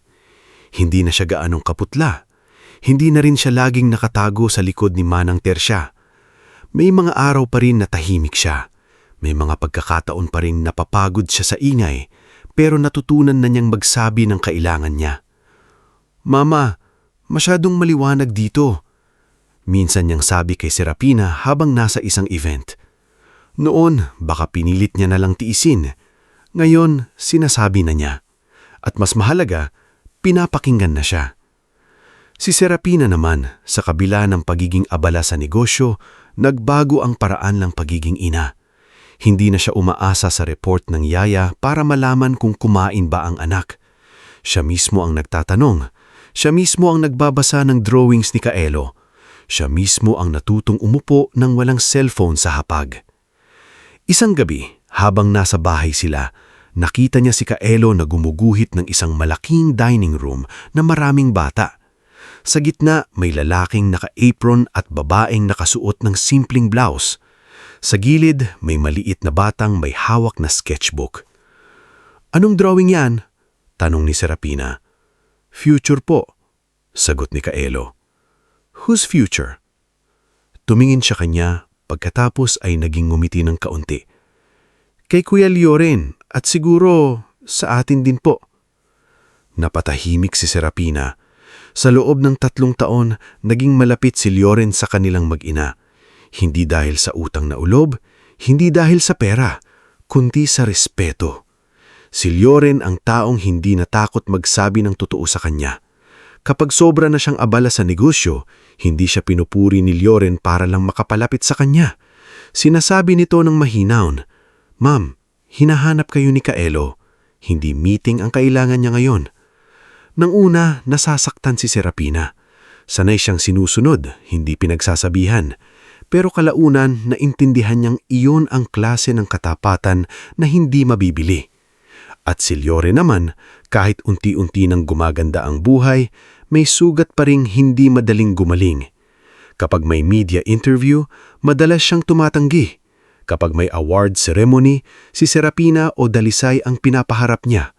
Hindi dahil wala siyang pakialam, kundi dahil sa isang sulok ng isip niya na anduron pa rin ang araw na pinalabas siya ng Casa Miraluna na parang kriminal.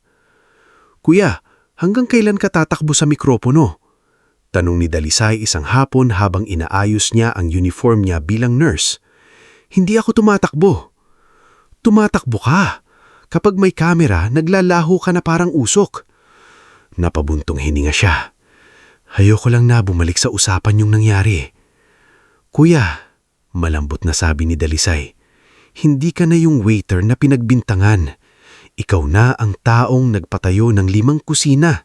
Kung may babalik man sa usapan, hindi na kahihiyan yon. Testimonyo na yon." Hindi agad nakasagot si Lioren.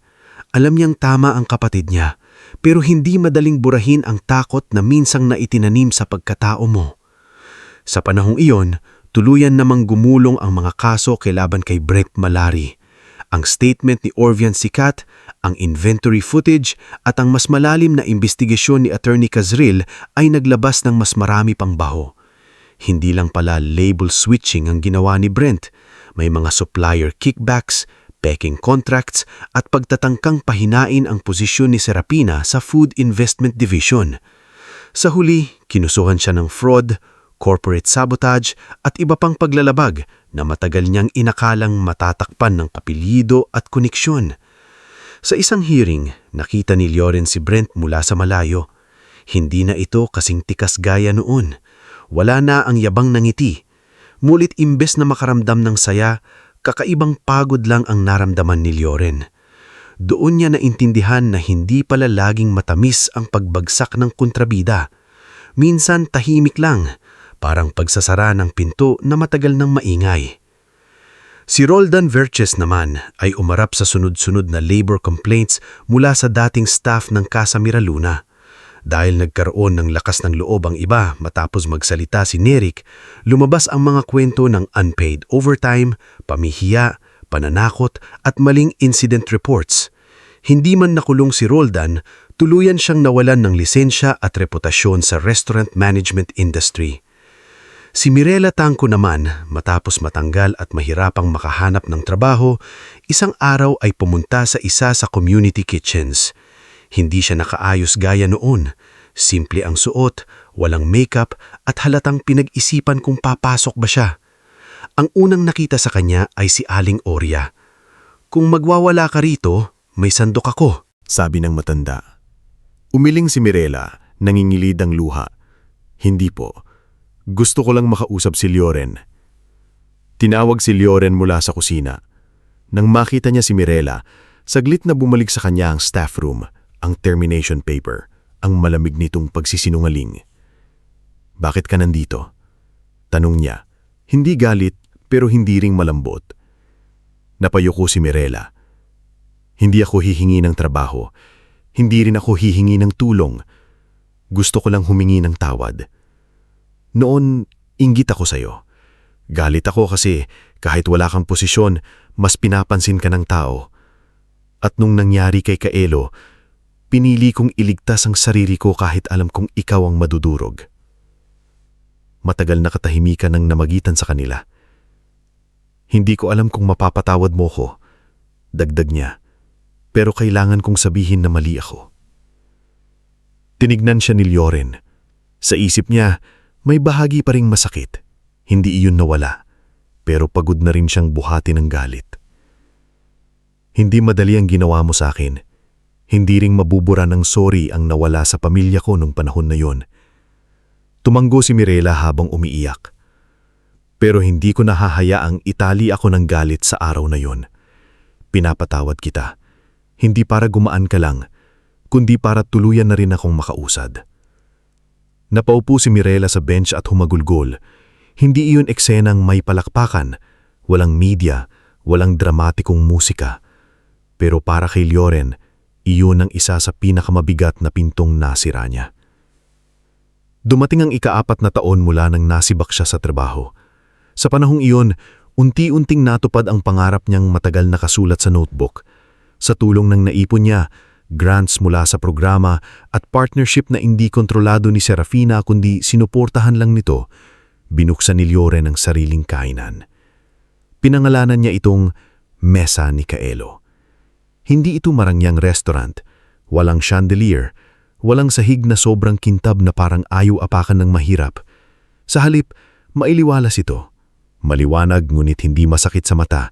May mesa para sa pamilya, may tahimik na sulok para sa batang madaling ma-overwhelm, at may community table sa gilid kung saan maaaring kumain ng libre ang mga batang walang baon, senior citizen na kapos, at manggagawang walang sapat na pera sa araw na yon. Sa pader, nakalagay ang unang drawing ni Kaelo, Kuya Waiter na hindi sumisigaw. Katabi nito ang bagong drawing ng bata. Ngayon ay mas maayos na ang linya, si Lioren na nakasuot ng apron, nakatayo sa harap ng kainan, at sa likod niya ay maraming batang nakikinti. Sa araw ng pagbubukas, dumalo si Mang Tibor, nakaupo sa wheelchair mulit mas lakas na kaysa dati. Dalisay, suot ang nurse uniform. Aling Orya, hawak pa rin ang paborito niyang sandok. Nerik, kasama ang pamilya niya. Attorney Kazriel, tahimik na nakangiti sa gilid. Manang Tercia, umiiyak habang inaayos ang collar ni Kaelo. At si Serafina, hindi bilang bilyonarya, kundi bilang inang nagpapasalamat. Bago buksan ang pinto, lumapit si Kaelo kay Lioren. Kuya, sabi ng bata ngayon ay mas matangkad na. Bakit mesa ni Kaelo? Hindi naman ako ang nagluto. Lumuhod ng kaunti si Lioren para kapantay niya ito, gaya ng unang araw sa Casa Miraluna. Kasi ikaw ang nagpaalala sa akin kung para kanino dapat ang bawat mesa. Napangiti si Kaelo. Para sa mga taong madalas makalimutan? Natawa ng mahina si Lioren. Oo, naalala mo pa pala. Lahat po. Sa programang iyon, hindi sana magsasalita si Lioren. Balak niyang magpasalamat lang ng maikli, pero nang makita niya ang mga mukha ng mga taong naging bahagi ng pagbangon niya, naisip niyang sinabi ni Dalisay, hindi nakahihiya ng babalik sa usapin. Testimonyo na yon. Kaya humarap siya sa maliit na crowd. Dati, akala ko ang pangarap ko ay magkaroon lang ng sariling kainan, yung simpleng lugar na may pagkain, may upuan, may kita para sa pamilya ko. Pero may isang batang dumating sa buhay ko at tinuruan akong ang mesa pala ay hindi lang kahoy at plato. Ang mesa ay lugar kung saan pwedeng maramdaman ng tao na ligtas siya. Tahimik ang lahat. Natanggal ako sa trabaho noon dahil pinili kong buhatin ang batang nangailangan ng tulong. Akala ko katapusan ko na yon. Pero ngayon, naiintindihan ko na, hindi pala ako inalis sa dating trabaho para mapahiya lang. Inalis ako roon para makita ko kung saan talaga ako kailangan. Napatingin siya kay Serafina, kay Kaelo, sa pamilya niya, at sa mga taong nakatayo sa labas na naghihintay kumain. Ang mesa ni Kaelo ay hindi para sa perpektong tao. Para ito sa pagod, sa kapos, sa batang maraming bawal kainin, sa magulang na hindi alam kung saan magsisimula, sa manggagawang minsang pinahiya, at sa kahit sinong gustong maramdaman na may puwang pa siya sa mundo. Pagkatapos niyang magsalita, hindi agad nagpalakpakan ng mga tao. May ilang segundo ng katahimikan. Yung katahimikang mabigat hindi dahil walang pakialam, kundi dahil tumama sa puso ang narinig. Pagkatapos, unti-unting pumalakpak si Dalisay. Sumunod si Aling Orya. Sumunod si Kaelo. Hanggang ang buong paligid ay napuno ng palakpak at luha. Sa unang araw ng mesa ni Kaelo, ang unang inihali ni Lioren ay hindi mamahaling putahe. Isang mainit na sabaw iyon. Malinis, ligtas, simple, at may lasa ng tahanan. Inilagay niya ang unang bowl sa harap ni Mang Tibor. "Tay," sabi niya, "tikman niyo po." Kinuha ni Mang Tibor ang kutsara gamit ang kamay na kaya pa niyang igalaw. Dahan-dahan siyang humigop. Ilang segundo ang lumipas bago tumulo ang luha sa kanyang pisngi. "Anak," putol-putol niyang sabi, "nagawa mo." Napayuko si Lioren at hinawakan ang kamay ng ama. "Nagawa natin, tay." Sa kabilang mesa, kumakain si Kaelo kasama ang ibang bata. Hindi siya nakahiwalay, hindi siya takot. May sariling safe meal siyang nakahanda. Pero kapareho niya pa rin ang mesa ang lahat. Si Serafina ay nakaupo sa tabi niya. Walang laptop, walang tawag, walang board papers. Inalang siya sa sandaling iyon. "Mama," sabi ni Kaelo, "happy ka po ba?" Tumingin si Serafina ay Lioren pagkatapos sa anak. "Oo anak, sobra. Hindi ka na po malungkot." Hinaplos ni Serafina ang buhok niya. "May lungkot pa rin minsan, pero hindi na ako nag-iisa." Sa pagtatapos ng araw, nang unti-unti nang umalis ang mga bisita at maligpit ang mga plato, naiwan si Lioren sa gitna ng kainan. Tinignan niya ang pader kung saan magkatabi ang luma at bagong drawing ni Kaelo. Sa isang larawan, waiter siyang tahimik na naglilingkod. Sa isa, may-ari na siya ng hapag na bukas para sa lahat. Lumapit si Serafina sa tabi na. "You built something beautiful." Umiling si Lioren. "Marami tayong nagtayo nito." "Still," sabi niya, "you gave it a heart." Hindi sila nagmadaling lagyan ng pangalan ang anumang namamagitan sa kanila. Hindi ito fairy tale na biglang kasal sa dulo. Pareho silang may sugat, may responsibilidad at may batang kailangang unahin. Pero malinaw na may respeto, tiwala at tahimik na pagmamahal na unti-unting tumubo sa pagitan nila. Hindi minadali, hindi ipinilit at hindi ginamit para pagtakpan ang ibang bahagi ng kwento. Lumipas pa ang ilang buwan at naging tahanan ng maraming tao ang mesa ni Kaelo. May mga batang unang beses nakatikim ng pagkaing ligtas sa kanila.